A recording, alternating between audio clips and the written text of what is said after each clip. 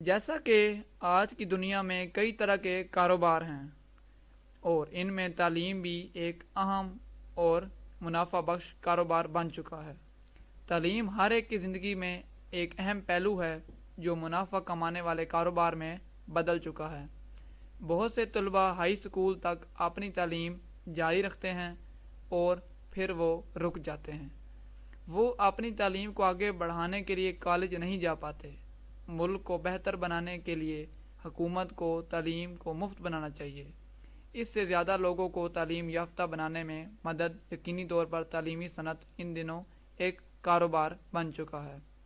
آپ دیکھ سکتے ہیں کہ کچھ پرائیویٹ سکولز ہیں جو پہلی جماعت کے طلباء سے تقریباً 2.2 سے 3 لاکھ روپے لیتے ہیں۔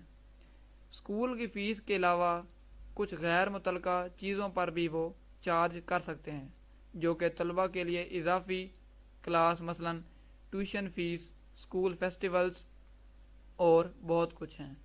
یہ ان تمام طلباء کی مدد کرے گا جو پڑھنا چاہتے تھے لیکن مالی مسائل کی وجہ سے مزید پڑھنا چھوڑ دیا جاتا ہے۔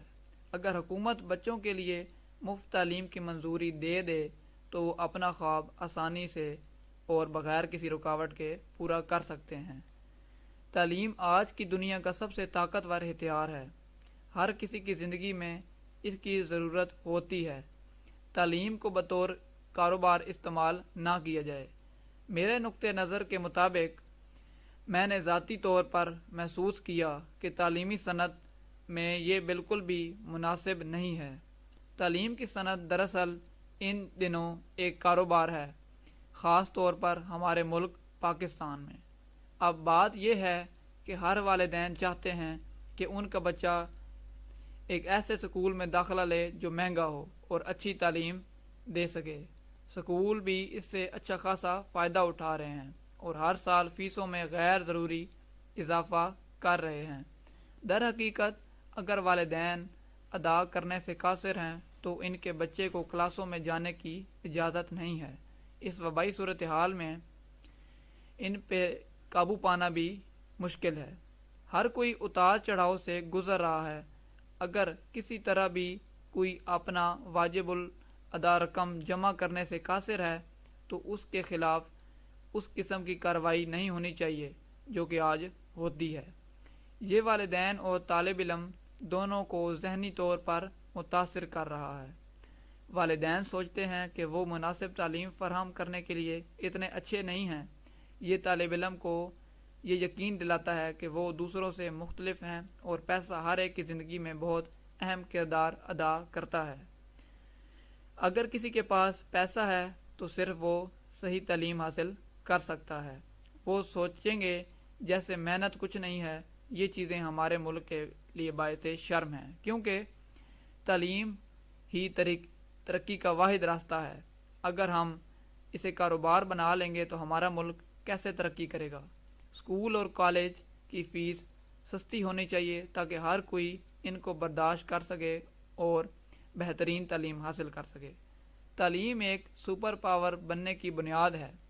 پاکستان کا تعلیمی ماحولیاتی نظام گزشتہ 3 دہائیوں سے پہچان سے باہر ہو چکا ہے۔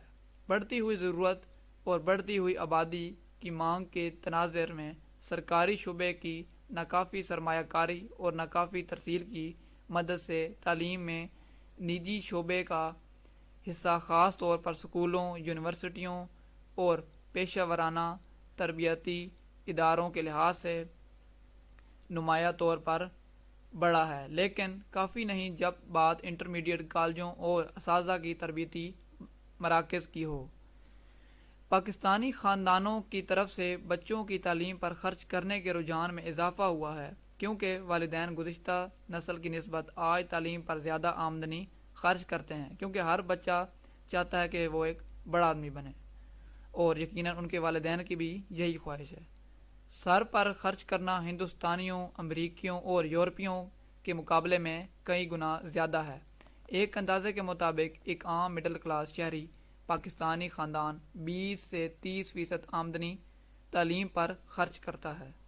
کرایہ اور کچن کے بعد گھریلو بجٹ کا تیسرا سب سے بڑا سربراہ یہ ایک تلخ سچائی ہے کہ پاکستان میں نجی اسکول غیر معمولی ماہانہ فیس وصول کر کے منافع کمانے میں کاروبار کر رہے ہیں۔ بڑھتی ہوئی متوسط طبقے کی آبادی جو بچوں کو سرکاری اسکولوں میں نہیں بھیجنا چاہتی، وہ گروہ ہے جو سب سے زیادہ مشکلات کا شکار ہے۔ ایسے ادارے ہیں جو ٹیوشن فیس کے طور پر ماہانہ 20,000 روپے سے زائد وصول کرتے ہیں۔ والدین جو اپنے بچوں کو بہترین تعلیم دینے کے لیے ہر حد تک جانے کے لیے تیار ہوتے ہیں، اکثر اسکول کے واجبات ادا کرنے کی کوشش میں پوری تنخواہ سے بھی باہر ہو جاتے ہیں، جن کی وجہ سے گھر کا خرچہ چلنے میں مشکلات کا سامنا آتا ہے۔